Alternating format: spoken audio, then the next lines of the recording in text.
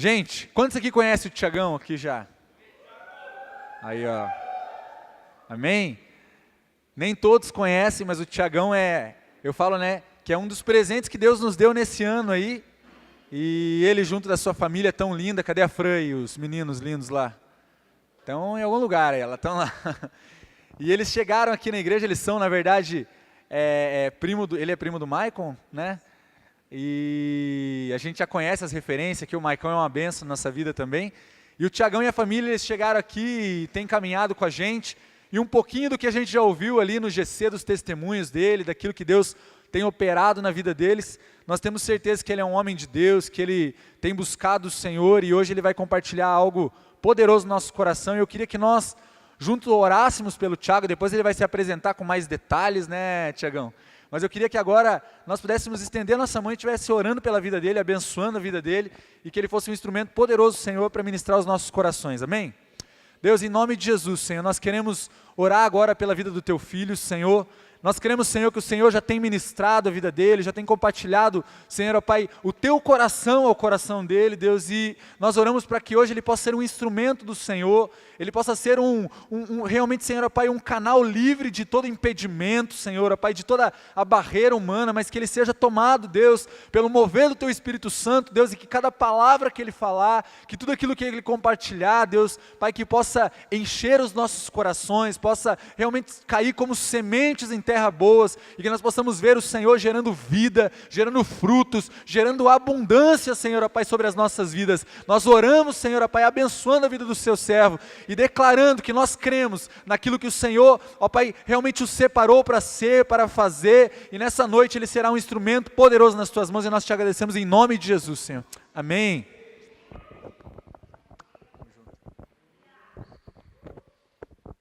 Boa noite, pessoal. Tudo bem? Meu nome é Tiago, né? Graças a Deus, Deus me agraciou com uma esposa linda, porque Ele sabe, assim, que, né, Ele olhou para mim e falou assim, se não sou eu na tua vida, cara, você não vai conseguir nada. Então, Deus me agraciou com uma esposa linda e com 2 filhos lindos. E hoje eu estou aqui para conversar com vocês sobre um tema muito importante. Eu posso dizer que eu já estudo esse tema há mais ou menos uns 7 anos, e cada vez que eu paro para ler alguma coisa ainda sobre isso, eu me impacto, eu me emociono, como se fosse a primeira vez que eu estivesse vendo sobre isso, porque é algo que eu entendo que Deus valoriza tanto, e que o diabo tenta tanto acabar. Então, da mesma forma que Deus valoriza tanto essa coisa, o diabo vem da mesma forma tentar acabar com isso, que é a vida, né? Deus valoriza a vida, e o diabo ele vem para acabar com a vida. Então, toda vez que eu me debruço na palavra, toda vez que eu estudo sobre isso, eu só posso dizer assim, Pai, tem misericórdia de nós, porque nós carecemos muito do Senhor. Então, a gente vai estar falando um pouquinho sobre o que o Evangelho tem a dizer sobre isso, que é o quê? Vocês já sabem sobre o que é? Então, falem. É fácil falar essa palavra? Não é uma coisa, você não fica um pouco... suicídio, né? Uma palavra, parece que você está falando uma palavra feia, né? Não pode falar sobre isso. E uma das coisas que eu queria logo de cara dizer para vocês que, mesmo fazendo todo esse tempo que eu estudo sobre isso, é a primeira vez que eu vou falar isso dentro de uma igreja. Isso diz muito sobre aquilo que a gente vai falar hoje. Porque existe um tabu muito grande sobre isso, fora da igreja e dentro da igreja, acho que muito maior. Porque nós vivemos dentro de um ambiente onde a gente diz que Jesus é o pão da vida, Ele é a vida, né? E aí a gente falar sobre suicídio dentro de um ambiente onde, teoricamente, a vida tem que ser abundante, fica uma coisa meio estranha, falar, nossa, um cristão pensando em tirar a própria vida, que coisa, né? Então, assim, para a gente começar um pouquinho mais leve, eu fiz um quiz. Mateus, você consegue colocar o quiz para nós lá? Então, um quiz básico, sempre quando a gente vai falar sobre suicídio, fala comigo também, suicídio, vamos lá. Eu entendo que quanto mais a gente fala de uma situação, mais isso vai entrando dentro de nós e tirando os tabus que a gente tem em falar sobre isso, tá? Então, um quiz bem básico, eu peguei bem leve assim, para a gente poder, para vocês acertarem, porque eu quero fazer um quiz mesmo, então a gente vai falar sobre verdades e mitos sobre o suicídio, tudo bem? Vocês topam participar? Vocês têm que participar. Pode lançar. Gente, o primeiro, o suicídio pode atingir todas as classes sociais, independentemente de sexo, raça ou idade. Quem acha que é um mito isso, levanta a mão. Quem acha que é uma verdade, levanta a mão. Ah, beleza. Pode pôr lá. Uma verdade. Super de boa. O suicídio, ele não tem cara. Pode voltar lá ainda. O suicídio, ele não tem cara, ele não tem rosto. Você pode estar olhando para mim hoje e talvez você não saiba. Mas eu já fui uma pessoa com ideação suicida muito forte. E hoje eu estou aqui na frente de vocês para falar sobre isso. Então, ele não tem uma cara, não tem um rosto. A gente tem se defrontado com isso diariamente e o preconceito das pessoas dizer assim, nossa, mas o fulano de tal pensou isso, o fulano de tal tem uma tristeza tamanha que pensa em tirar a própria vida. Às vezes a gente fica nessa, né, ai, meu líder nunca pensou sobre isso, né? O meu pastor talvez nunca pensou sobre isso. Eu quero, antes de a gente passar para a próxima pergunta, eu vou fazer um quiz que não está ali, para a gente começar uma coisa leve aqui. Tem alguém aqui, levanta a mão com toda sinceridade, tem alguém aqui que nunca sofreu na vida? Que nunca passou por nenhum sofrimento? Levanta a mão, vamos ver. Ninguém? Ótimo, chegamos no ponto. Todos nós sofremos. Todos nós temos algo, em algum momento da nossa vida, na nossa história, passamos por sofrimentos. Talvez sofrimentos mais leves, outros um pouco maiores, mas todos nós sofremos. Então a gente começa aqui num ambiente sem julgamento. Porque todo mundo sofre, todo mundo já sofreu. Amém, gente? Então não existe aqui julgamento para ninguém, porque todos nós estamos nessa vida e passamos por sofrimentos, beleza? Próximo. Pessoas que falam sobre o suicídio não têm intenção de se suicidarem. Quem acha que isso é um mito, levanta a mão. Quem acha que isso é uma verdade, levanta a mão. Sejam corajosos. Tudo bem. Vamos lá. Qual que é a resposta? Mito. Por quê? Porque às vezes a gente fica pensando assim, aquela pessoa fala tanto que vai se matar, que na realidade ela não quer se matar. Ela só está chamando o quê? Atenção. E esse é uma das primeiras coisas que eu preciso falar para vocês. Se alguém está falando sobre morte, sobre suicídio, não interessa se ele está querendo ou não chamar atenção. Nosso processo é atender aquela demanda, é escutar aquela pessoa. Então, assim, é mito, gente. Essa história que as pessoas falam e nunca vão fazer, sabe aquela história de cão que late e não morde? Aqui ela não vale. E eu acho que nem para a vida real vale, porque o cão que late morde de verdade. E dói, né? E o suicídio, ele também. Pessoas que falam constantemente sobre isso, não no sentido como eu estou falando aqui para vocês, mas que falam sobre isso, sobre, será que existe sentido nessa vida que eu tenho? Será que existe razão para eu acordar amanhã de manhã? São falas que realmente precisam ser buscadas e validadas. Pode passar. A maioria dos suicídios acontecem repentinamente sem aviso prévio. Quem acha que isso é um mito, levanta a mão. Pode levantar a mão. Eu ouvi, o cara fez assim,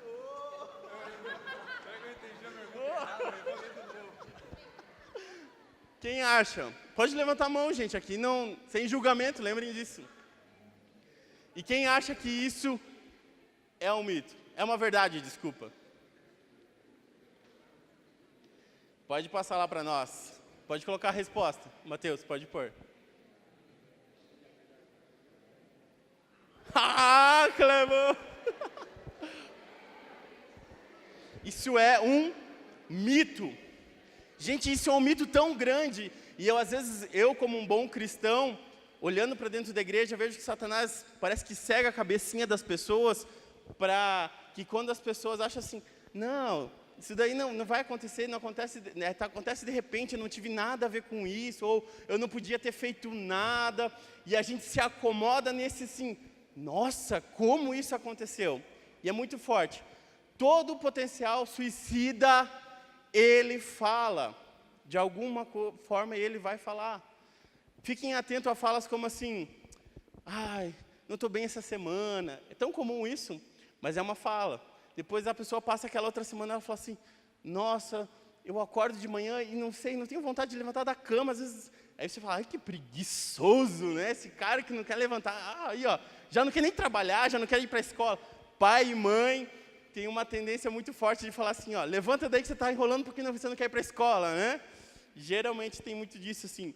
Mas a ideia é que sempre eu não posso falar porque uma palavra sempre, né? Sempre é uma coisa muito difícil, mas na maioria das vezes as pessoas que elas estão pensando em suicídio e a pessoa que comete suicídio, ela falou sobre isso antes de cometer. Tudo bem? Próximo. A tentativa é o fator de risco mais importante a ser considerado na prevenção. Às vezes a gente pensa assim,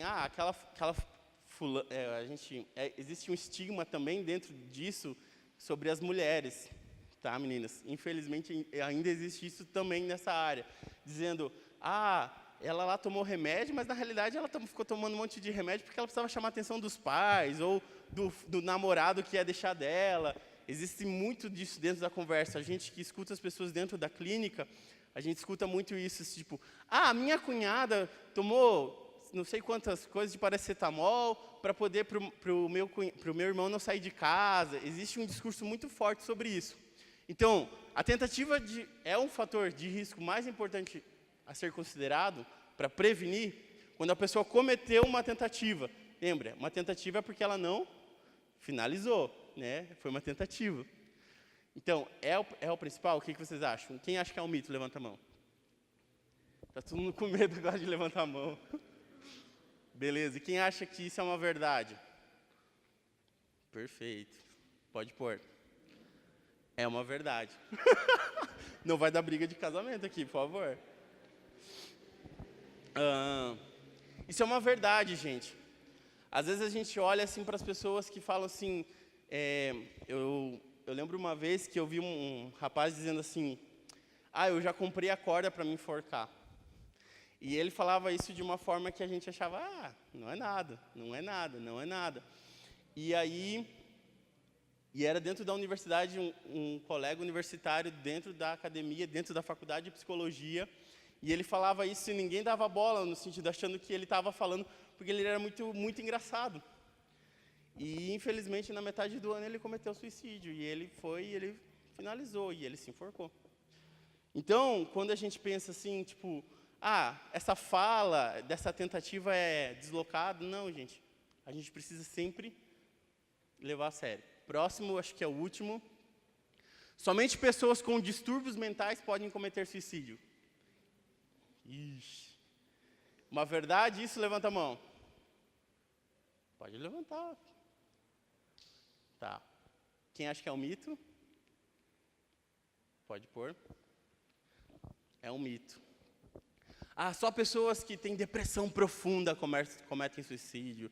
Só pessoas que estão sofrendo da cabeça cometem suicídio. Isso é um mito grave.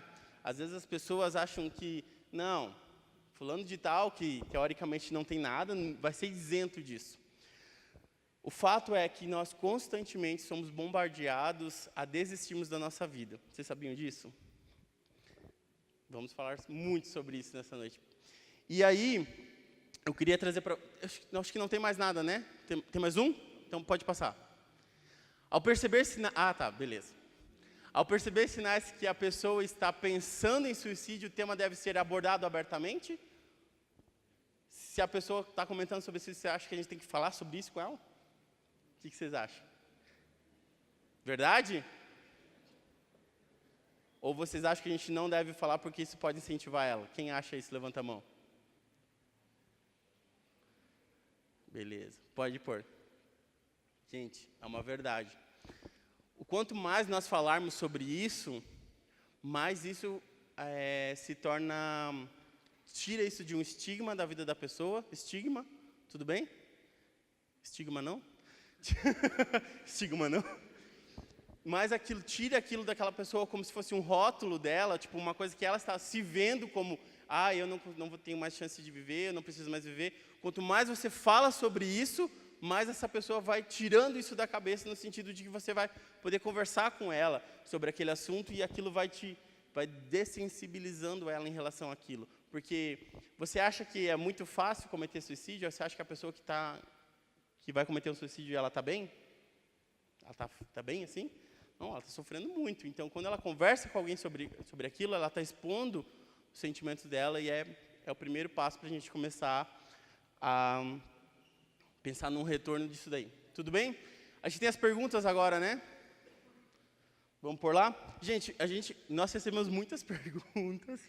A gente selecionou algumas. Antes de a gente começar com a palavra, a gente tem essas perguntas e eu queria responder para vocês, tentar responder para vocês, naquilo que eu posso responder. E, lógico que dúvidas, elas vão continuar existindo. Então, a gente conversou, né, Kleber, que se alguém tiver qualquer dúvida sobre qualquer coisa que a gente está falando, vocês escrevam e deixem com o pessoal, que eu não sei quem. Com a Shelly, deixa com a Shelly, porque daí a gente vai tentar responder nas redes sociais, em algum momento a gente vai responder essas perguntas, tudo bem? Porque foi impossível a gente conseguir responder, tentar pescar todas e responder todas. E uma pergunta que eu fiquei bem curioso quando eu li, quando devo procurar um psicólogo? Eu falei assim, não, vou ficar por primeiro, né? Essa vai ser a primeira que eu vou colocar. Quando devo procurar um psicólogo? Sempre. Você deve procurar um psicólogo sempre que você sentir necessidade de procurar um psicólogo. Não existe um momento, tipo, eu tenho que estar assim para poder procurar um psicólogo. Eu preciso estar assado. Não, fulano foi para o psicólogo porque ele é maluco. Ou eu já ia falar dos estigmas, mas assim, existem rótulos que a gente coloca nas pessoas, tipo, todo mundo que vai para psicólogo ou é depressivo, ou é suicida, ou é... Agora está na moda falar bipolar, né? Essa pessoa é bipolar, né? A pessoa só acordou com o pé direito naquele dia e no outro dia ele estava um pouquinho mais feliz, mas, né, assim, é bipolar. Ontem você estava assim, hoje você está assado. É porque a gente quase não muda de emoções, né? Nós temos a mesma emoção sempre, mas é as modinhas da vez, né? Então, hoje é comum de falar sobre bipolaridade. Mas, quando a gente deve procurar um psicólogo? Sempre. Eu acho que o psicólogo eu não posso... Vou falar, né? É uma das mais lindas profissões que podem existir. E eu acho que cada cristão é um pouquinho psicólogo.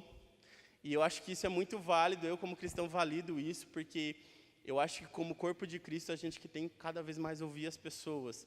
E o que falta cada vez mais, a gente vê que as pessoas não estão sendo ouvidas. E o discurso dela é ecoado, é falado, é trazido, e as pessoas não escutam. E aí a gente escuta coisas assim... de uma pessoa que já está há 6 meses se cortando, né? Sabem? Cortar o braço para aliviar a ansiedade, a tensão. Existem pessoas que chegam ao extremo de estarem ansiosas e nervosas e elas começam a cortar o braço para aliviar. Isso está muito na modinha porque a gente tem visto vários famosos fazendo isso, né?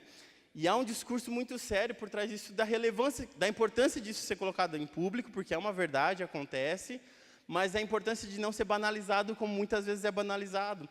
Porque a pessoa que ela está ao ponto de se cortar para poder sentir um alívio da ansiedade ou do sofrimento que ela está tendo é tão sério que precisa ser discutido. Mas o que eu estava dizendo, de uma pessoa, você escutar de uma pessoa que está 6 meses se cortando dentro de casa,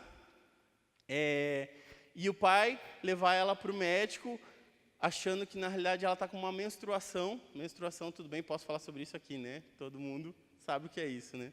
Uma menstruação que não para, e ela se cortava no interior da coxa. E daí o médico, quando vai fazer o exame, fala assim, não, mas tem alguma coisa errada aqui. E aí os pais dessa adolescente passaram 6 meses sem saber que isso estava acontecendo. E aí vai para o psicólogo, o que a menina fala? Meus pais nunca me ouviram. Meus amigos não me escutam. Eu sinto como se eu estivesse sozinho no meio de uma multidão. É muito, muito duro a gente pensar sobre isso, mas infelizmente dentro da igreja a gente tem pessoas que vivem assim. Pessoas que estão aqui no nosso meio, que convivem conosco, mas quando estão sozinhos, elas falam assim, é como se eu estivesse sozinho naquele lugar. É como se eu não tivesse ninguém, é como se ninguém estivesse me vendo naquele momento. E por isso eu digo assim, né? Quando você deve procurar um psicólogo, sempre. No momento que você achar que você precisa procurar, você procura. Próximos, eu falo muito, né? Esse aqui é, qual é o gatilho para o suicídio? Oi?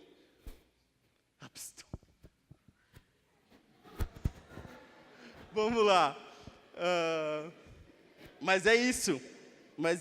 A gente precisa dessensibilizar o assunto, porque não pode fazer brincadeira sobre isso, porque afinal de contas é uma coisa séria. Claro que é uma coisa séria, mas a gente precisa falar sobre isso e deixar isso fluir naturalmente no nosso meio, na nossa conversa. Daí quando eu vi essa pergunta, eu falei assim, nossa, como que eu vou responder isso? Porque pode ser qualquer coisa. Qualquer coisa pode ser um gatilho para um suicídio. Eu já vi pessoas tentarem suicídio porque o namorado terminou com ela. Eu já vi pessoas tentarem suicídios porque a mãe disse para ela que ela não prestava. Eu já vi pessoas tentarem cometer suicídio porque, na realidade, não conseguiram passar no vestibular que queriam. E para ela era aquilo tão difícil, porque a vida dela foi tanto voltada para aquilo e ela não passou naquilo que ela queria, que ela tentou suicídio. Então, pode ser muita coisa. Também já vi casos, obviamente, de pessoas que tentaram suicídio depois da morte de um cônjuge, de uma esposa, de um esposo, de um pai. Também existem, claro. Mas o gatilho é qualquer coisa. É aquilo que te faz sofrer. Vamos lá, próximo. Eu estou em pecado se estiver depressivo. Gente, quem acha que isso é uma verdade? Levanta a mão. Sério. Alguém acha isso? Não tenho vergonha de falar, você acha? Não, né? Não, né? Eu coloquei essa pergunta, não é o tema que a gente vai tratar, a depressão, não é isso que a gente vai falar, porque a gente poderia ficar também uma rodada como essa só falando sobre isso, mas como apareceu, eu falei assim, vou falar porque acho que é importante a gente trazer isso. A depressão é uma doença. Alguém já teve dor de cabeça aqui? Todo mundo, eu acho que já teve dor de cabeça. Alguém já teve dor de estômago aqui? Todo mundo, praticamente todo mundo, né? A depressão é a mesma coisa, é uma doença. Só que em vez de acontecer no teu estômago, ela acontece dentro do seu cérebro.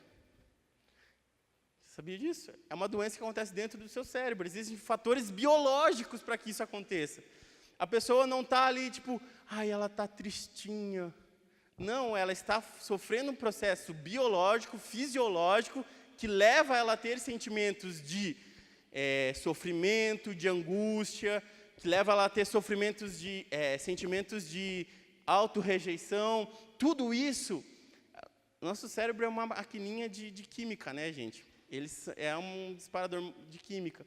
Então, se alguma coisa dessa daí estiver errado, né, você pode entrar em depressão, sim. E claro que também existe a depressão que a gente chama de depressão emocional, que não necessariamente essa pessoa ela tenha uma disfunção fisiológica, mas ela passou por um sofrimento tamanho para ela, porque, lembrando, o sofrimento é dela. Se para ela é pequeno ou alto, é dela, não é seu. Então, a gente não tem como medir o sofrimento. Né? Não sei, talvez a Alessandra estava lá, chutou o cantinho do palco ali, e para ela aquilo foi um sofrimento muito ruim. A gente fala assim, que frescura. Mas para ela, gente, quem chuta o cantinho do sofá com o pé só na hora que você sente, que você fala assim, dói muito. Mas para quem está do lado, fala assim, tipo, só bateu ali, né? Tipo, só deu aquela batida. Mas a dor é muito, muito forte. Então, no sentido das emoções, gente, é a mesma coisa. O que para você, talvez, você possa falar assim, está sofrendo por causa disso? Para a pessoa, realmente, aquilo é um sofrimento muito grande. Eu lembro de uma vez que eu estava conversando com um amigo meu, e a gente estava fazendo supervisão sobre um paciente, e aí ele falou assim que a paciente dele veio porque o cachorro dela tinha falecido. E ela entrou numa crise depressiva a partir desse momento. Daí a gente se olhou assim, né, tipo, cara, é o sofrimento dela. E se para ela isso gerou, desencadeou tudo isso, é o sofrimento dela. Talvez para qualquer um de nós seja tipo, poxa, o cachorro morreu. Né? Lá em casa a gente tem uma cadelinha, talvez se ela morresse eu não ficaria tão ruim, mas eu acho que a minha esposa ela quase entraria em depressão também. Ai. Próximo. Então ficou respondido isso, né, gente? Não é pecado. Vamos lá. Consigo vencer e passar por isso sozinho? Não tem como. Por que você acha que nós, enquanto igreja, somos um corpo, somos uma família? Vocês já perceberam que todo o discurso dentro da igreja é de comunhão, de unidade, de corpo, de braços? Tudo tem a ver com isso. Por quê? Por que Jesus, quando ele andou sobre essa terra, ele não fez todo o ministério dele sozinho? Você acha que Jesus não poderia fazer isso? Claro que ele poderia fazer isso, mas ele trabalhou com gente, com pessoas, em unidade. Então, tudo que você for fazer na sua vida, no sentido que a gente vai falar daqui para frente, ela é algo nesse sentido. Não tem como você vencer isso sozinho. Por quê? Porque se você está mal, quando você olhar para você mesmo, você vai falar assim, nossa, eu estou mal mesmo. Está muito ruim. E é claro, porque você está mal. E aí você vai olhar para você e isso só vai fortalecer a sua crença de que você está mal. E aí eu quero deixar uma coisa clara aqui, que às vezes a gente olha para o amiguinho do lado e fala assim, nossa, eu não estou bem. Daí a pessoa, posso te dar como exemplo aqui? Pode vir aqui rapidinho. Daí a pessoa aqui fala assim, nossa, eu não estou bem e tal. Daí a pessoa fala assim, não, vai ficar bem, está tudo bem. Vai, uma hora passa. Gente, obrigado, viu? Gente, não tem uma coisa pior do que dizer para uma pessoa que está em sofrimento assim, uma hora vai passar. Uma hora é óbvio que talvez passe, mas eu estou sofrendo agora. E o que você pode me ajudar agora? Então, a ideia é, pessoas que escutarem, né, sejam, no mínimo, empáticas a essa pessoa. Validem esse sofrimento. Quando a gente pensa em suicídio, a primeira estratégia que a gente sempre tem que pensar é a validação. Validar o quê? O suicídio da pessoa? Não. A dor que ela está sentindo. Você vai validar esse sentimento. Você vai falar assim, nossa, deve estar doendo. Eu não sei se é a próxima pergunta, mas eu já vou adiantar ela, porque tem uma pergunta que fala assim, o que devo fazer se meu amigo, né, se meu amigo me disse que tem um plano de cometer suicídio e tal. Já estou dando essa informação aqui. A primeira coisa que você precisa fazer é validar aquele sentimento de dor. Hoje nós vivemos numa sociedade tão individualista, tão em si mesmada, né? Não sei se existe essa palavra, mas tão voltada para o próprio umbigo, e que a gente esquece que os outros também sofrem da mesma forma que nós sofremos. Então, quando alguém fala que está sofrendo, você pensa assim, mas eu estou sofrendo também. Então, em vez de você falar assim, olha, eu também não estou muito bem, mas vamos juntos tentar caminhar e a gente vai ajudar um ao outro, eu falo assim, não, eu invalido e falo assim, não, meu sofrimento é muito maior que o seu, vai procurar outra pessoa. E a primeira coisa que a gente tem que falar e dizer assim, que como cristãos, quando a gente olha para fora dessas paredes, a gente está olhando para um mundo que está sem esperança. Eu fico desesperado quando a gente começa a conversar no colégio onde eu trabalho sobre política, e começa e a brigaceira começa, ou eu estou no meio dos adolescentes e alguém fala uma coisa e o outro, e as pessoas não conseguem mais olhar para o outro e olhar assim, você pode ser diferente, você pode pensar diferente de mim, e tudo bem, não tem problema. As pessoas estão numa vibe de intolerância tão grande, e aí quando as pessoas teoricamente olham para a igreja, o que elas têm que ver, gente? Respeito, tolerância, acolhimento, amor, cuidado. Será que nós temos sido a resposta para essas coisas que têm acontecido? Ou a gente é aquele que fala, não, porque se você não votar naquele cara que é o que vai salvar a pátria, você é um pecador quase. Você vai votar naquele outro? Meu Deus do céu, como isso? Onde está a tolerância, o respeito, o amor e o cuidado que a igreja tem que oferecer? Isso é um sentimento muito forte hoje em dia. Eu acho que a gente, quanto igreja, temos que conversar mais sobre isso. Porque qual é o nosso papel nessa terra? Você sabe qual que é o seu papel nessa terra? A Bíblia deixa claro que nós nascemos para adorar a Deus. Isso é um propósito que a gente tem. Mas qual é a nossa ação nessa terra? O apóstolo Paulo fala isso. Nós somos embaixadores do reino. Nós somos embaixadores, aqueles que representam Cristo nessa terra. Então, não tem como nós não fazermos a diferença para essa sociedade, tudo bem? Próximo. Aí você falou, você podia me dar aquela uma hora que você falou, hein? Porque algumas pessoas acham que o pensamento suicida é a solução de problemas. Gente, eu estava conversando com a Tati, acho que sobre isso, né, Tati? E tem pessoas que elas olham para a vida delas, gente, e isso é muito sério, assim, que elas olham em torno delas e não tem solução. Elas olham para a família, olham para os parentes, para os amigos e, tipo, tudo é uma desgraça. E realmente, às vezes, é mesmo. Uma família que, tipo, que em vez de te colocar para cima, te coloca para baixo. Os amigos que, em vez de te colocar para cima, te colocam para baixo. E ela olha para tudo em volta dela e ela pensa, gente, não tem mais solução. Não tem mais o que fazer. Então, por que as pessoas, às vezes, pensam isso? Porque, realmente, às vezes, para ela, na cabeça dela... E aí a gente às vezes fala assim, não, vamos achar um pontinho de esperança na vida dela, e às vezes não tem. Gente, é incrível, mas é muito verdade isso. Às vezes quando a gente trata pacientes suicidas, e a gente vai fazer aquela leitura da vida dela, e fala assim, nossa, onde que eu vou achar uma coisa boa aqui para tentar agarrar essa pessoa à vida? E às vezes não tem. Porque todo o ambiente que ela vive é invalidante para ela, é problemático para ela. E realmente para ela, naquele momento, não tem mais solução. Para ela, não consegue ver. E aí a gente trabalha o quê? E aí, graças a Deus, nós somos cristãos e a gente tem o Espírito Santo dentro de nós. E a gente precisa olhar para nós mesmos e falar assim, olha, pode estar tudo uma porcaria em volta da minha vida, mas eu em Cristo vou conseguir vencer. Você consegue entender isso? Isso é muito importante. Próximo. Como identificar traços de depressão em mim ou em algum amigo? Faz 5 anos de psicologia. Não, estou brincando. Gente, acho que todo mundo sabe pensar um pouco sobre isso, né? Eu coloquei essa daí porque eu acredito que é importante a gente só frisar, de olhar para o outro. O quanto é importante você olhar para o outro. Quantas vezes a gente está com o nosso colega do lado e a gente não consegue...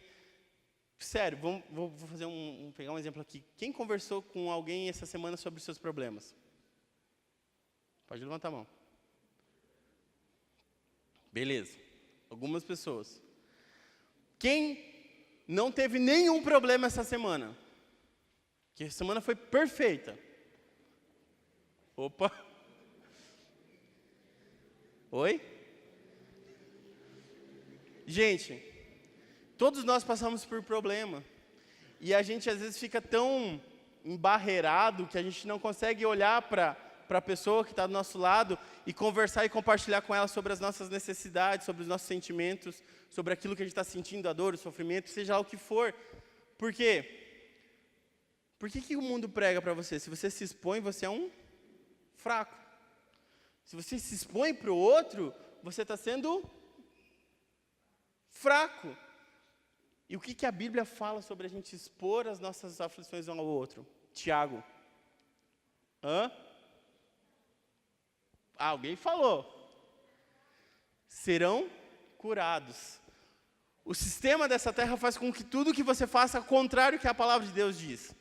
Se a Bíblia fala assim, compartilhe os seus sofrimentos, as suas mazelas, essa é a expressão mais forte assim, que você pode pensar naquela palavra. Algumas Bíblias ela usa a palavra pecado, mas ela não é a ideia de pecado em si, mas de mazelas mesmo.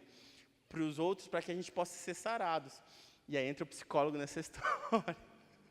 De novo, viu? É uma profissão super importante. Até na Bíblia já está falando, viu? Próximo. Como vencer a depressão e os pensamentos suicidas? Muito difícil de responder isso. Eu, Tiago, lidei durante muito tempo com pensamentos suicidas na minha vida. E eu era cristão, eu vivia dentro da igreja, eu nasci no lar cristão, né? E eu tive o privilégio de conhecer Jesus muito cedo. Mas eu lidava com os pensamentos suicidas durante muito tempo, mesmo vivendo dentro da igreja. E eu, particularmente, Tiago, tenho uma tendência a ser muito melancólico. Então eu preciso cuidar muito com aquilo que eu vou pensar e tentar voltar sempre para a palavra. Então, como vencer isso? Falando biblicamente, né? Óbvio que se a gente for falar algo aqui profissionalmente, eu vou falar assim, vocês precisam procurar ajuda profissional, procurar um psicólogo, procurar um terapeuta, um conciliador, alguma coisa nesse sentido.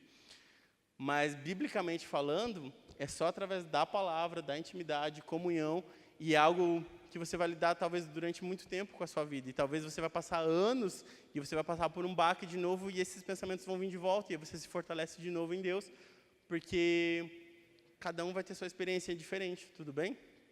Próximo. Como identificar sinais de que uma pessoa pode cometer suicídio? Gente, sabe aqueles posts, assim, agora não é mais Facebook, né? É o Instagram.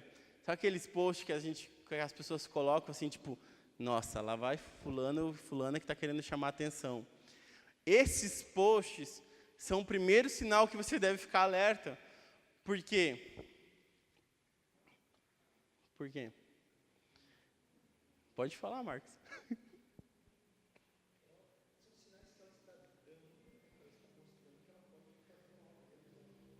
Porque não é o teu papel julgar se aquilo não é você, é a pessoa. E se ela colocou aquilo, foi por algum motivo para ela, mesmo que para você não pareça nada, é para ela, e não é o nosso papel julgar se aquilo está certo ou está errado. O meu papel é olhar para aquilo, e eu falei já, é validar o sentimento de dor da pessoa. É a primeira coisa que a gente faz.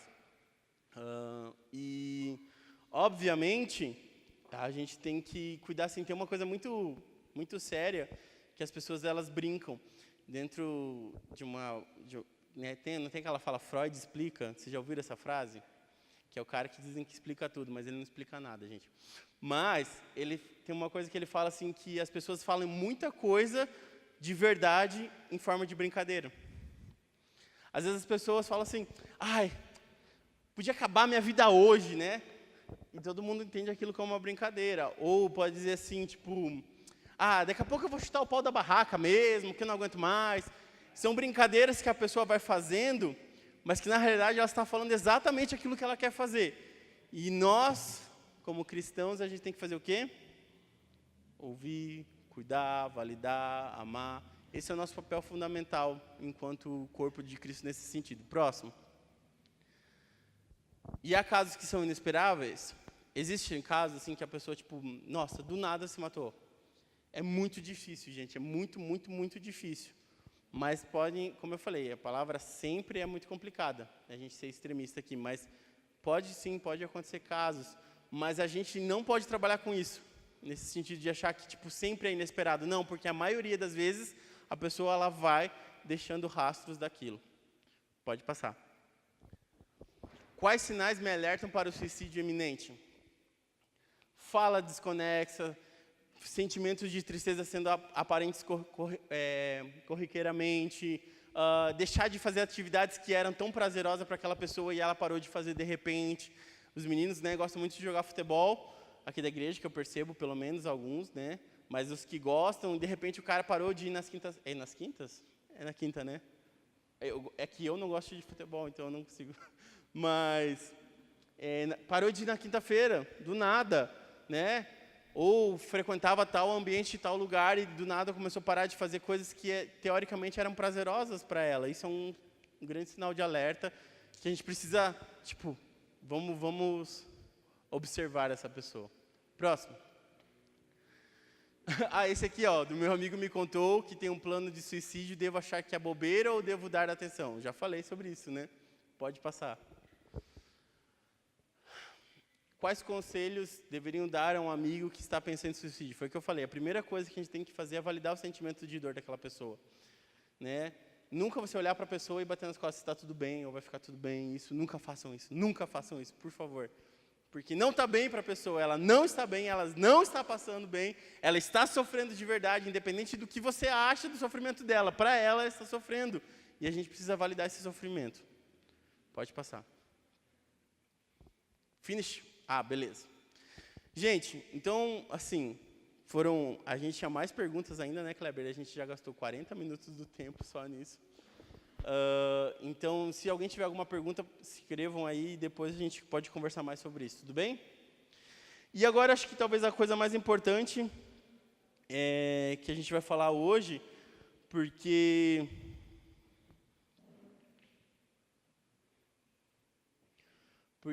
o que o Evangelho tem a dizer sobre isso, né? Eu acho que, para nós, é uma pergunta super válida pensar sobre isso, e para qualquer pessoa. Eu percebo, isso é muito claro, que toda vez que alguém vem falar sobre um discurso de suicídio, de ideação suicida, que tem pensado em suicídio, ela sempre fala assim, eu busquei tal religião, eu busquei tal não sei o quê, eu fui procurar não sei aonde.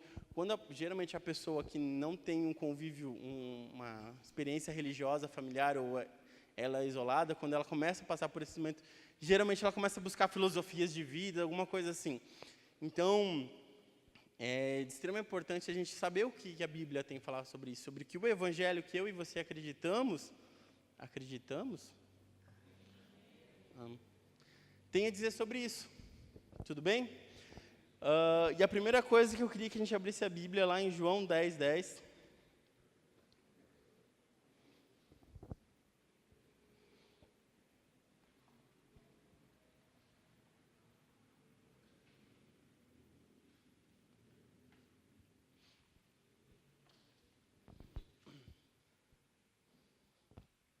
João 10:10 diz assim: o ladrão não vem senão a roubar, a matar e a destruir. Eu vim para que tenham vida e a tenham com abundância. Quem que é esse eu vim? Quem que é? Jesus, né? Tudo bem. Então, quero conversar um pouco com vocês, começar a palavra de hoje sobre isso, mas eu queria que a gente fechasse os olhos agora rapidinho, tem um tempo de oração. Pai, é a Tua palavra que vai ser ministrada nesse momento, por isso, Deus, há tamanha responsabilidade nesse momento, porque nós sabemos que é a Tua palavra que transforma, é a Tua palavra que gera transformação, é a Tua palavra que cura, é a Tua palavra que liberta, é a Tua palavra que regenera, é a Tua palavra que vivifica as nossas vidas, é a Tua palavra que gera esperança, é a Tua palavra, Deus, não são conselhos humanos, não são frases feitas, não são palavras montadas, Deus, mas é o poder que existe na Tua palavra, Pai. Por isso que nós estejamos com os nossos corações atentos e abertos, Deus, nossos ouvidos abertos para ouvir, Deus, a Tua palavra, que Teu Espírito Santo em nós possa ministrar e mexer e mover os nossos corações, os nossos sentimentos de acordo com a Tua vontade, Pai. Que não haja em nós resistência alguma nesse momento, mas que sejamos sensíveis e abertos para ouvir e obedecer a Tua palavra, Pai, no nome de Jesus. Amém. Então, gente, o que o Evangelho tem a dizer sobre isso? A gente já falou que Jesus ele veio, né, que Ele é a vida, Ele é o pão da vida. E quando a gente pensa nisso, quando eu leio essa passagem, eu tirei um versículo de uma passagem, ela só um versículo, existe todo um contexto por trás disso. Mas a ideia é quando a gente pensa que o ladrão não vem senão para roubar, matar e destruir, ele está falando do que aqui? De falsos pastores, falsos mestres, enganadores, porque o contexto todo ele vem trazendo sobre aquele que escuta a voz das ovelhas e aquele que não escuta a voz das ovelhas. Então a gente entende aqui, muitas vezes a gente fala assim, o diabão. A gente pode até pensar que é o diabo aqui, mas a ideia que eu quero trazer hoje, que é a mais correta, pensar sobre isso, que são falsos pastores, falsos enganadores, pessoas que vêm trazer falsos ensinamentos. E por que isso é tão importante numa palavra que eu vou falar sobre vida? Porque a gente vive um tempo de maior enganação. Quem aqui já olhou o Instagram? Eu ia pesquisar hoje de tarde para ver quem estava bombando mais no Instagram aí. Fala alguém aí famoso que não é cristão que está no Instagram, que tem milhões de seguidores aí. Neymar, que não é cristão, poxa, pesado. Esqueci dessa parte. Sei lá, né, quem sou eu para julgar também a vida do cara, sei lá, mas enfim. O Neymar, vamos pôr o Neymar lá. Você vê que o Neymar ultimamente colocou uns negócios, acho que está lá meio tristonho, mas enfim. Mas geralmente, se você olha aquele perfil do Instagram que está bombando, será que a pessoa ela posta assim, tipo, o quanto foi difícil para ela levantar de manhã para ir trabalhar? Ou ela posta no momento que ela está comendo aquele café gourmet, assim, que você fala assim, ou essa pessoa mora no hotel, ou ela tem 300 empregados para fazer aquela mesa, aquele banquete de café da manhã. Com aquela cara super cacuts, né? Com a pele intocada, nem marca, parece que nem dormiu, né? Passou a noite direto em pé, assim, estátua. Por quê? Porque essas pessoas, aí agora eu vou falar muito sério sobre isso. Uma vez eu estava escutando uma palavra do pastor Lucinho Barreto e aquilo foi muito forte no meu coração. E ele falou assim, os maiores líderes de jovens do Brasil estão dentro do YouTube, são as pessoas que fazem os grandes shows, porque elas arrastam a multidão através do seu discurso, seja ele qual for, e as pessoas estão seguindo elas. Você consegue entender o quanto é sério o que a gente está falando? Eu me lembro que eu conheci um cara, acho que ninguém vai conhecer aqui, só o Felipe Neto. Vocês conhecem ele? É?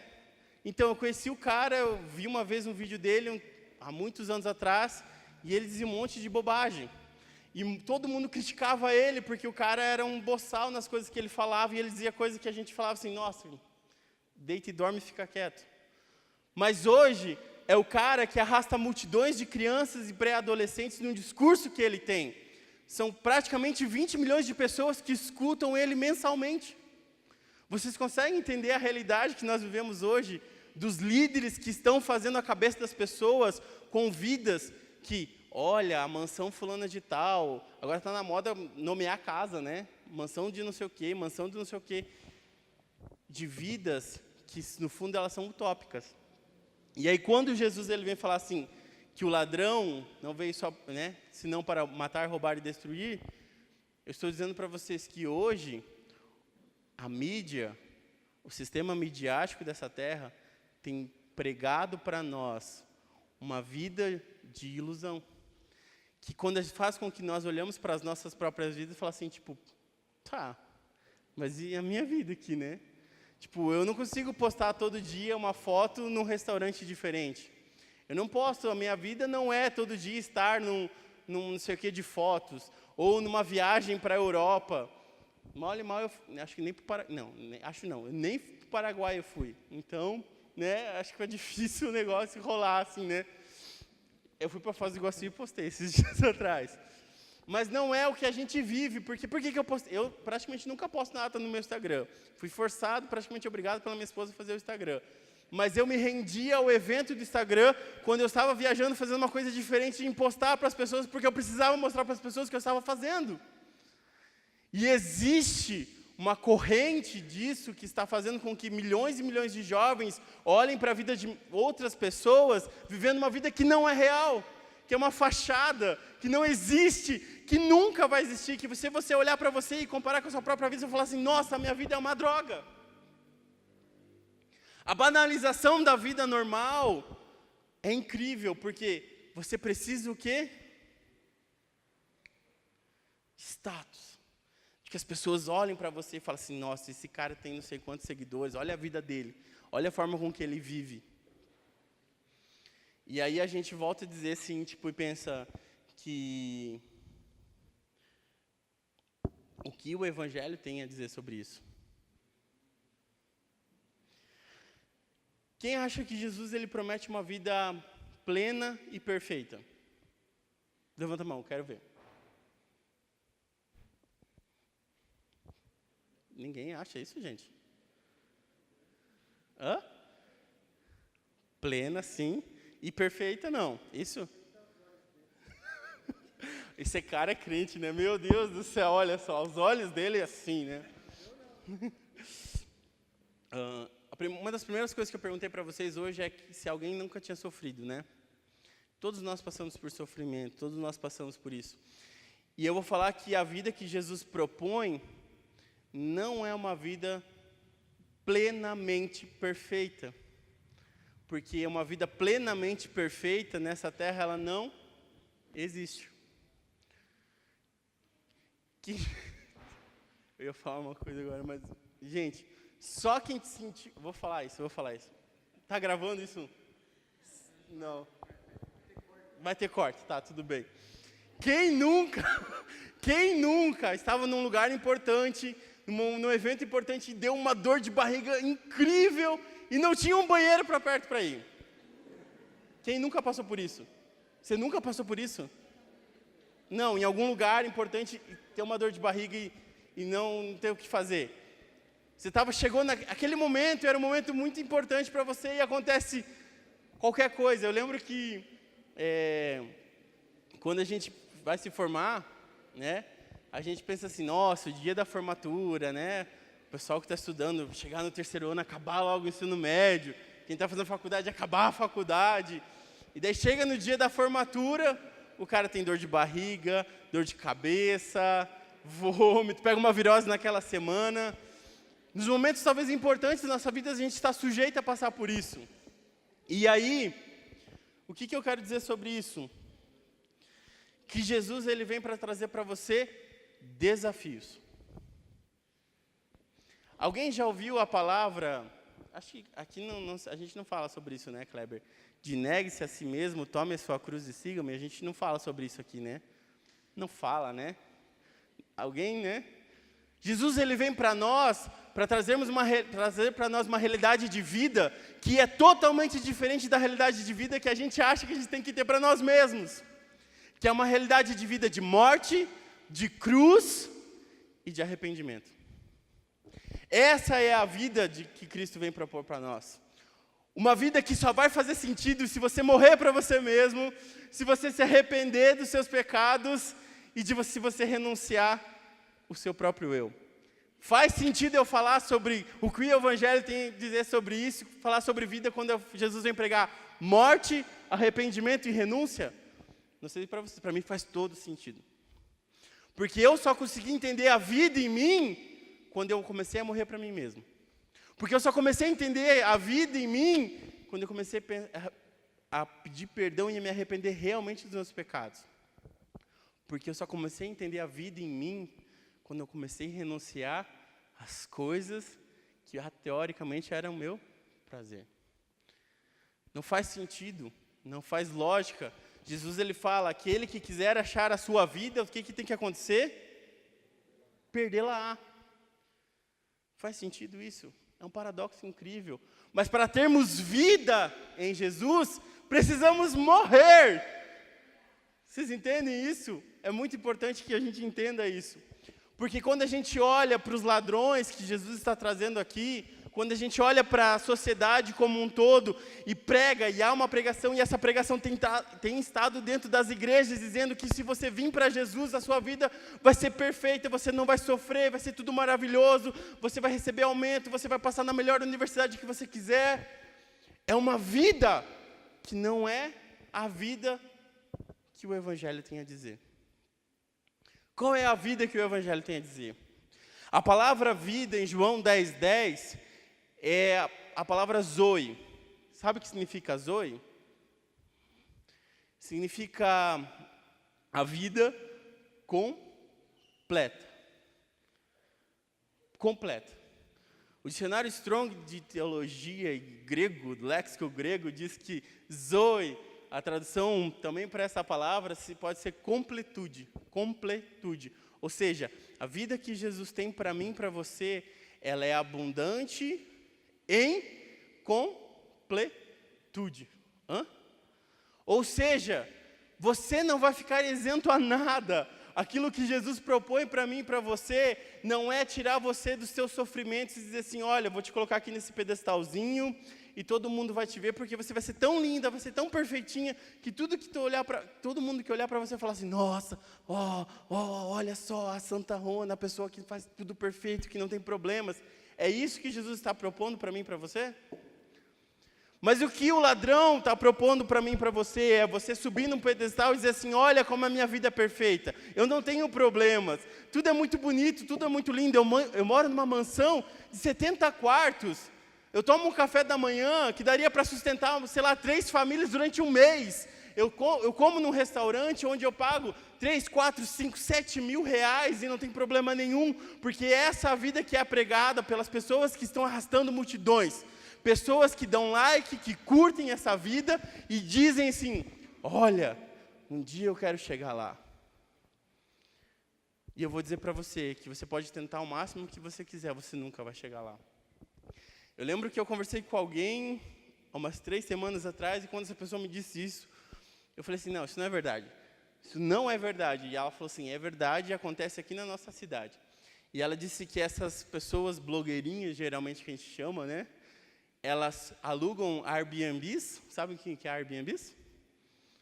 Aplicativo de locação de casas, e elas alugam essas mansões durante 2, 3 dias, e elas levam um guarda-roupa de roupas e tiram várias e várias fotos dizendo que aquilo é a casa delas e a vida delas. E a gente olha para a foto e fala assim, nossa, olha que vista! olha só que casa, as mulheres, né? Que cozinha é essa? Brincadeira, para mim lá em casa é diferente, né, amor? Eu que tinha que falar, que cozinha é essa? Eu que amo cozinhar lá em casa. Mas a ideia é essa, é ilusão. Não existe, não é verdadeiro. E aí a gente olha para um padrão, para uma estilística de vida, e olha para aquilo e diz assim, nossa. Enquanto você devia estar falando assim, nossa. A vida que Jesus propõe para nós é uma vida plena. Ai, Tiago, então você está querendo dizer para mim que eu nunca vou ser feliz nessa terra, que eu tenho que me contentar com o sofrimento? O que eu tenho para dizer para você é que todo o sofrimento que você passa nessa terra é leve e momentâneo perante aquilo que há de ser preparado para mim e para você. E é isso que eu me firmo. Por quê? Porque enquanto eu estou no mundo, eu estou sujeito a ter aflições o tempo inteiro. Mas a minha esperança, ela não é pautada nas coisas dessa terra. A minha esperança é aquilo que Paulo fala. Estou sofrendo, está difícil, mas eu olho para aquilo que não está à minha volta hoje. Eu olho para o futuro, para aquilo que eu entendo como vida eterna. E se os meus olhos começarem a olhar para a eternidade, eu começar a viver como uma pessoa que vive em cima da eternidade, eu vou falar o que é 50, o que é 100, o que é 200 anos dessa terra perante a eternidade. Talvez você está na flor da juventude, 15 anos de idade, e vai falar, nossa, Tiago, mas é muito fácil, você já está aí ficando velho. Se olhar para isso é fácil, né? Já é pai, já tem filho, não sei o quê, para lá. Você está falando assim, é fácil olhar para a eternidade de você. Eu vou falar que você pode ter 15 anos hoje, mas sabe qual mais ou menos a expectativa de vida para você nessa terra? A expectativa, eu não sou bom em matemática, tá?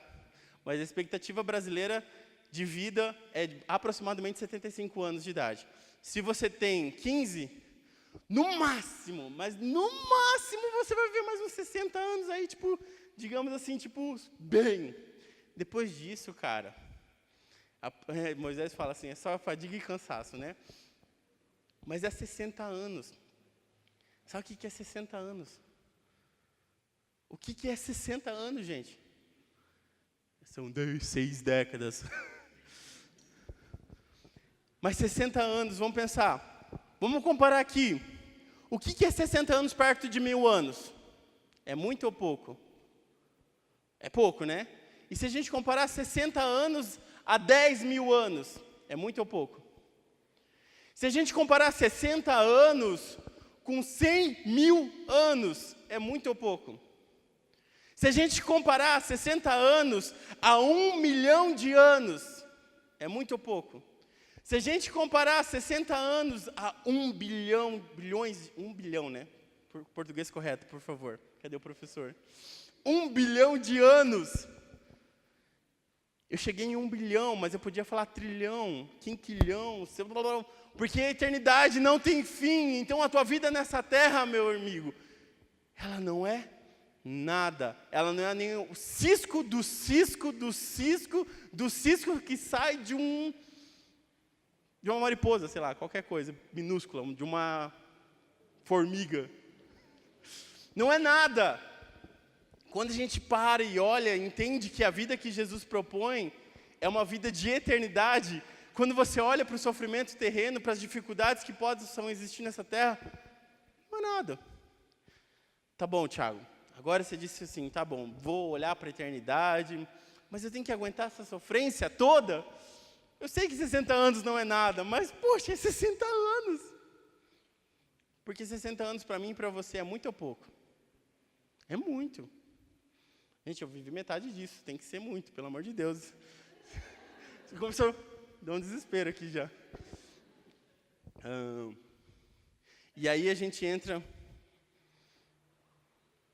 na palavra Salmo 119, versículo 92, 93, diz assim: se a tua lei não fosse o meu prazer, o sofrimento já me teria destruído.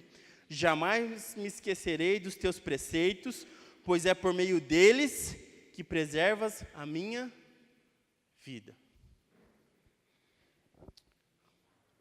Existe uma felicidade plena em Deus.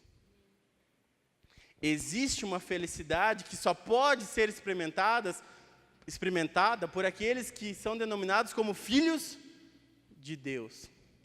Vocês já pararam para pensar por que existe essa distinção entre criaturas e filhos?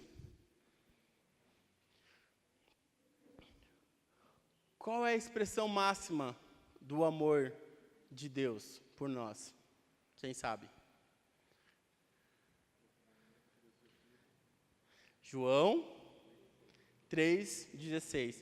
Porque Deus amou o mundo de tal maneira que deu o seu Filho. Acho que alguém precisa voltar ali e estudar, sei lá, né? A expressão máxima do amor de Deus foi ter entregue o seu Filho por amor de mim e você. Não é à toa que eu e você somos chamados de filhos de Deus, não é só uma nomenclatura bonitinha. O problema é que a gente olha para essa filiação e fala assim, ai, deve ser igual como é minha mãe e meu pai. Meu pai e minha mãe às vezes erram, falham, tem coisas difíceis que acontecem lá em casa. Mas a filiação de Deus é uma filiação perfeita. De um pai, hoje a gente está falando no GC, de um pai que não erra, que é perfeito, que é sempre certo e que é sempre justo. Essa é a filiação para a qual Deus nos chamou, para que a nossa vida seja pautada em cima dessa filiação. As pessoas, elas costumam se apresentar, eu acho que já foi falado aqui algumas vezes sobre quem nós realmente somos, qual é a nossa identidade. E as pessoas geralmente falam assim, eu sou fulano de tal, tenho a profissão tal, sou não sei o quê. Para nós, nossa primeira fala como representantes e como nosso discurso de quem realmente nós somos deveria ser, eu sou Tiago, filho de Deus, que faço isso, que faço aquilo, mas a primeira característica da minha identidade, que baseia a minha vida, é ser filho de Deus. Porque essa é a característica mais marcante que tem que ser na nossa vida. Porque se somos filhos de Deus, encontramos nele a verdadeira paz, alegria. Todas as coisas que o mundo busca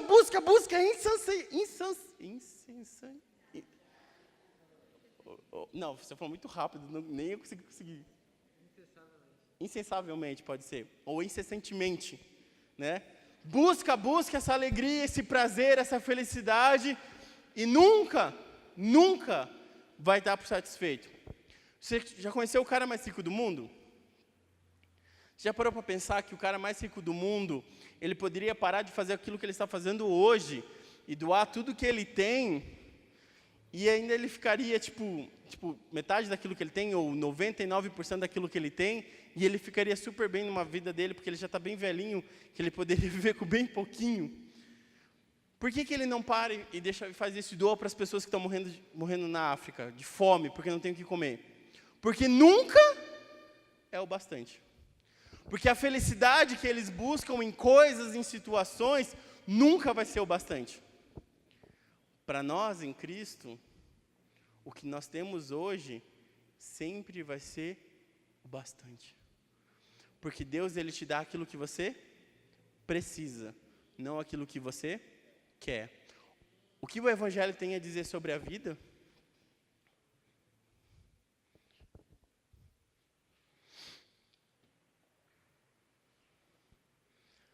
Às vezes passamos por situações onde quando a gente pensa em tudo isso que a gente acabou de falar, e fala assim, nossa, mas está muito difícil. E aí o salmista fala uma coisa muito bacana, porque tem um livro, na realidade, chamado A Visão de Deus. E esse livro conta uma ilustração muito bacana, assim, que eu acho que é bom a gente compartilhar agora, para a gente começar a encerrar aqui. Que ele diz assim, que o escritor do livro entra no elevador com a filhinha dele, e aí ele entra no elevador e só entra os dois, né? Daí para no primeiro andar ali e começa a entrar um monte de gente no elevador. O elevador fica lotado. E aí eles iam até o 19º andar. E eles estavam no primeiro. O elevador estava lotado.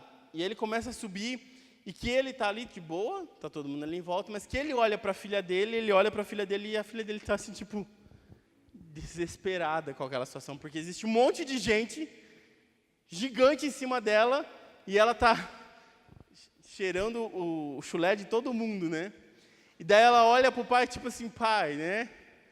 Não tá dando certo aqui. E aí o Timothy, que foi que escreveu o livro, ele pega e coloca a filha dele no colo, e na mesma hora a filha dele faz uma expressão de alívio. E aí o que eu quero dizer sobre isso? Porque muitas vezes a gente passa por situações muito difíceis na nossa vida, e quando a gente olha ao nosso redor, não existe, não tem jeito, não tem mais solução, não tem mais o que fazer. Mas quando a gente olha aos olhos de Deus, quando a gente olha pela perspectiva que Deus vê, a nossa vida, nosso conceito, ele é transformado. Por exemplo, vamos olhar alguns personagens da Bíblia. Teve uma pergunta que falou assim, existem pessoas na Bíblia que têm sofrimentos iguais a esses? Tem vários, gente, na realidade, mas eu quero citar só 4 rapidinho. Alguém conhece Elias? Já ouviram falar desse cara? Quem foi Elias? Poxa, foi o cara que fez o fogo descer do céu. Foi o cara que consumiu um altar inteiro de água, que estava coberto de água, o fogo veio e queimou tudo. Foi o cara que lutou contra vários profetas. Foi o cara que resistiu mesmo talvez um dos momentos mais difíceis de Israel, onde a rainha, a rainha má lá, a Jezabel, estava destruindo tudo e querendo matar todo mundo. Foi o cara que lutou contra, que foi fiel a Deus, que deu bom testemunho, mas que chega um momento dele depois da vida, em algum momento ali, que ele descobre que ela está tentando matar especificamente, ele pega e fala assim, o que ele fala? Pediu para si a morte e disse, já basta ao Senhor, toma agora a minha vida, pois não sou melhor do que os meus pais. Quando ele está trazendo isso, ele está escondido, debaixo de um pé de zimbro. E ele falou assim, um cara que fez tantas coisas, chega e fala assim, olha, agora basta, acabou para mim. Outro cara, Jonas. Jonas é difícil, né? Até eu, às vezes, dá vontade de dar uns tapas nele. Mas Jonas foi o cara que foi chamado por Deus para pregar para uma cidade que era os ninivitas, e era uma cidade, tipo, bem amigável, assim. Ele só colocava a cabeça da galera, assim, nas estacas, na frente da cidade, assim, para dizer, aqui quem manda somos nós. Se você quiser fazer qualquer coisa aqui que não seja aquilo que a gente quer, sua cabeça vai estar ali, enfiada nas estacas, bem na porta de entrada da nossa cidade. E aí Deus fala, vai lá e prega para esse povo, né? E aí ele foge, vai lá para o peixe grande e tal, e depois é cuspido, enfim, tudo isso daí que a gente já sabe. Daí ele se rende e vai pregar. E surpreendentemente ele prega e todo mundo se converte naquela cidade. E ele fica tão frustrado com isso, que ele vai para o deserto e fala assim, basta já para mim, eu quero morrer.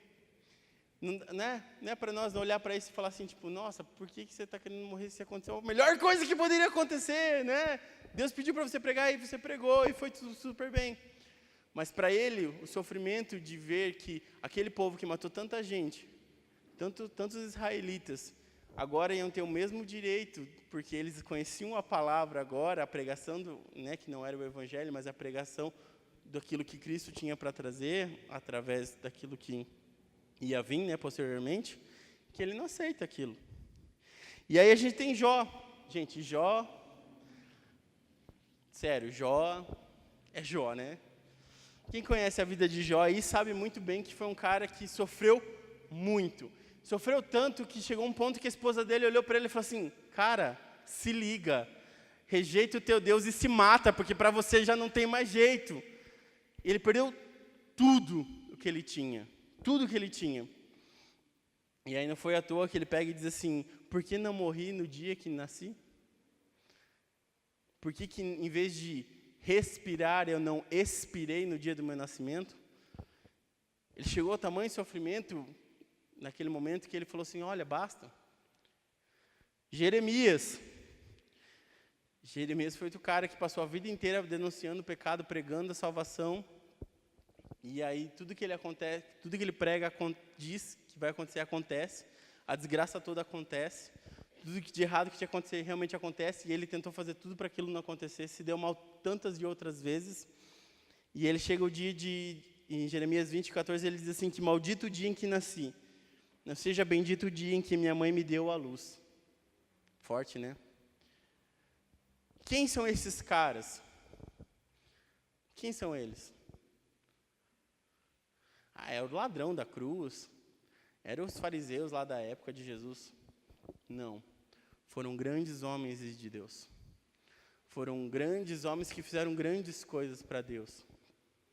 O que Elias fez depois disso? Depois que ele pediu a morte? Deus vem, o tira daquele momento de sofrimento e leva ele assim, ó, vamos lá, eu vou te ensinar o que é o sentido da vida. E leva ele para cuidar de outra pessoa. E então a gente conhece um outro cara chamado Eliseu, que entra na história. E Elias começa a caminhar com Eliseu, e Eliseu começa a aprender com Elias, porque Deus não faz com que a gente caminhe sozinho. Então Eliseu vem e caminha junto até o ponto que, pela graça de Deus, ele é arrebatado, né?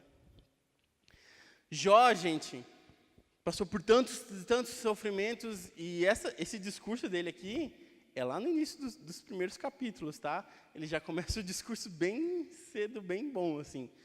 Mas quando ele chega no final, depois de toda a desgraça da vida dele, ele diz uma frase que para mim e para você ela tem que ser marcante, que ele diz assim: olha, antes eu te conhecia somente de ouvir falar, mas hoje os meus olhos podem te ver, porque hoje eu entendo plenamente a vida que o Senhor queria dar para mim. Porque antes eu só sabia ouvir, hoje eu posso entender, eu posso ver, observar. E é isso que Deus tem para mim e para você. Passamos por momentos difíceis, grandes homens de Deus passaram por momentos muito difíceis. Mas o que Deus tem para mim e para você, não está somente naquilo que nós podemos ouvir, mas naquilo que nós podemos vivenciar em Deus. Jeremias, ele passou o tempo todo denunciando o pecado. Jeremias viveu um inferno aqui na terra, porque tem umas passagens que a gente chega a ser meio cômico na vida de Jeremias, porque ele pega e Deus fala assim: olha, Jeremias, desce lá no oleiro, uma passagem famosa, né? Do oleiro, desce lá na casa do oleiro, pega o vaso, busca o vaso, vê o que o oleiro está fazendo, busca o vaso, vai para o meio da praça e fale assim: ó, se vocês não se arrependerem dos seus pecados, se vocês não se voltarem para Deus, o que vai acontecer com vocês é isso que eu vou fazer com esse vaso. E ele, tem que quebrar o vaso. E aí Jeremias, muito esperto, fala assim: Deus, se eu fizer isso, o que vai acontecer comigo é que eles vão me quebrar, não vão quebrar o vaso, eles vão me quebrar. E o que aconteceu com Jeremias? Ele não fez o que Deus mandou. Não, ele foi até a casa do oleiro, ele pegou o vaso, ele subiu, ele foi até o meio da praça, e ele denunciou o pecado do povo e quebrou o vaso. E o que aconteceu com Jeremias? O povo pegou ele e acabou com ele. Deram uma surra em Jeremias. E aí, Jeremias parou de fazer aquilo que Deus queria que ele fizesse? Não. Jeremias continuou pregando.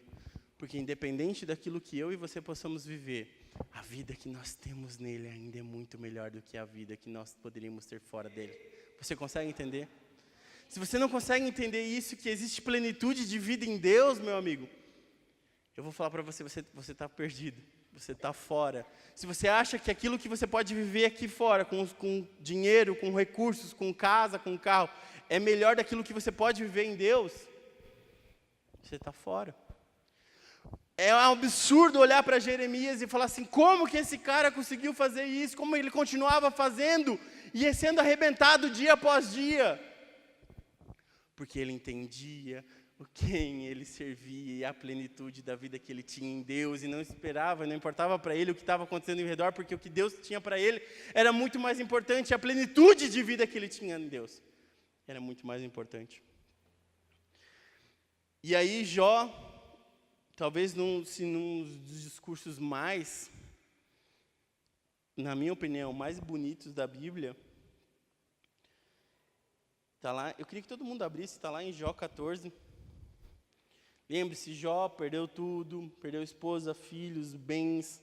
Os amigos dele só olhavam para ele e falavam assim: olha, você é um pecador, você tá vivendo isso daí porque você está em pecado.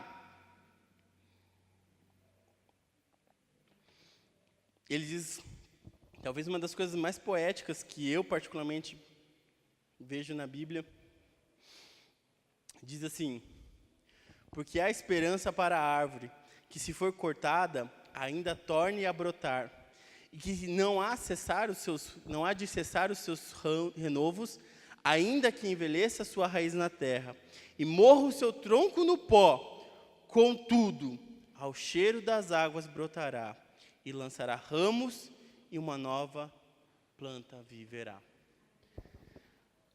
Eu fico pensando como esse cara conseguiu escrever isso em meio a tanto sofrimento. Eu sofro, você sofre, nós sofremos. Mas esse cara sofreu muito. E eu fico pensando como ele conseguiu escrever isso. E na realidade o capítulo 14 todo é uma reflexão dele dizendo sobre a vida, sobre esse processo. E ele chega assim, olha, mesmo que tudo acabe, mesmo que um dia toda a esperança de vida possa vir acabar e eu cair nesse chão e realmente não tiver mais vida aqui, mesmo assim, eu sei que Deus pode, porque o cheiro das águas é a ação de Deus na vida de Jó. É a ação de Deus na vida dele. Mesmo que não haja mais nenhuma esperança sobre ele, ele acredita que ainda há de vir novos frutos. Eu acredito nisso. E eu olho para a minha vida e falo assim, Deus, eu não presto. Eu não sou nada. Quem sou eu para fazer qualquer coisa? Mas mesmo assim, eu sei que o Senhor em mim pode fazer muitas coisas.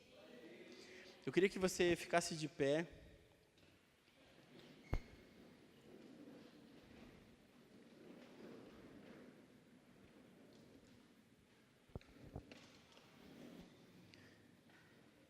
E eu queria que todos nós fechássemos nossos olhos.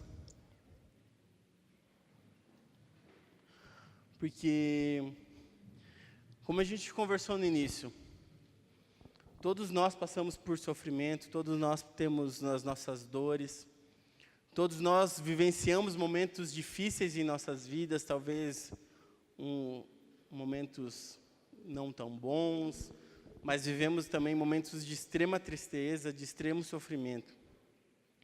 E eu queria te convidar para um tempo agora, que é um tempo que a gente não para, porque a gente entra num piloto automático e a gente não sente mais nada, a gente só vai vivendo.